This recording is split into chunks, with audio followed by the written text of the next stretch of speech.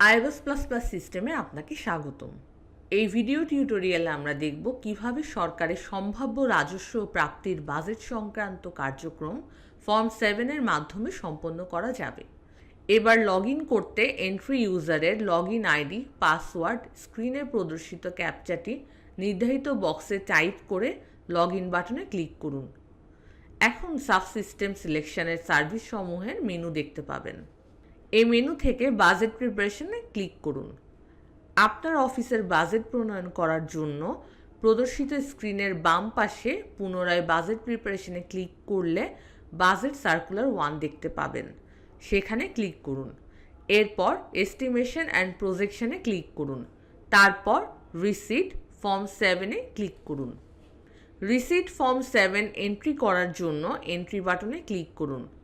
এখন স্ক্রিনে ফিসক্যাল ইয়ার, ministry, department, sub office বা ইউনিট গ্রুপ এবং ইউনিট বা অ্যাক্টিভিটি স্বয়ংক্রিয়ভাবে প্রদর্শিত হবে।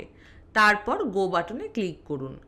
তাহলে অ্যালোকেটেড টার্গেট এবং ডিটেল এন্ট্রি অংশ স্বয়ংক্রিয়ভাবে স্ক্রিনে প্রদর্শিত হবে। অ্যালোকেটেড টার্গেট অংশে আপনার অফিসের নতুন অর্থ বছরের এস্টিমেটেড বাজেট এবং পরবর্তী 2 অর্থ বছরের প্রজেক্টেড বাজেট দেখতে পাবেন। মনে রাখা প্রয়োজন, অ্যালোকেটেড টার্গেট অংশে কোনো তথ্য পরিবর্তন করা যাবে না। এখন দেখব ডিটেল এন্ট্রি অংশ। এই অংশে রয়েছে ইকোনমিক কোড, নতুন অর্থ বছরের এস্টিমেটেড বাজেট, আগামী 2 বছরের বাজেটের প্রজেকশন এবং রিমার্কস বা মন্তব্য লেখার অপশন। মনে রাখতে হবে, সিস্টেমে বাজেটের পরিমাণকে 1000 টাকায় বিবেচনা করে এন্ট্রি দিতে হবে।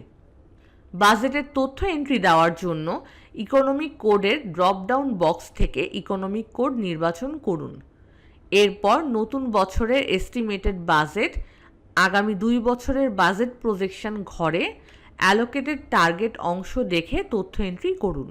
কোনো মন্তব্য থাকলে রিমার্কসের ঘরে লিখুন। তারপর অ্যাড বাটনে ক্লিক করুন। এখন নিচে এন্ট্রিকৃত তথ্য প্রদর্শিত হবে। যদি কোনো ইকোনমিক কোড সংক্রান্ত তথ্য এন্ট্রি ভুল হয় তবে রিমুভ বাটনে ক্লিক করে এন্ট্রিকৃত তথ্য মুছে ফেলুন। যদি তথ্য সংক্রান্ত কোনো ভুল থাকে তাহলে এডিটের মাধ্যমে তথ্যটি সঠিক করুন। এভাবে প্রতিটি ইকোনমিক কোড ভিত্তিক তথ্য এন্ট্রি করা হয়। সকল তথ্য সঠিকভাবে এন্ট্রি করা হলে সেভ বাটনে ক্লিক করুন। এখন ওকে বাটনে ক্লিক করুন।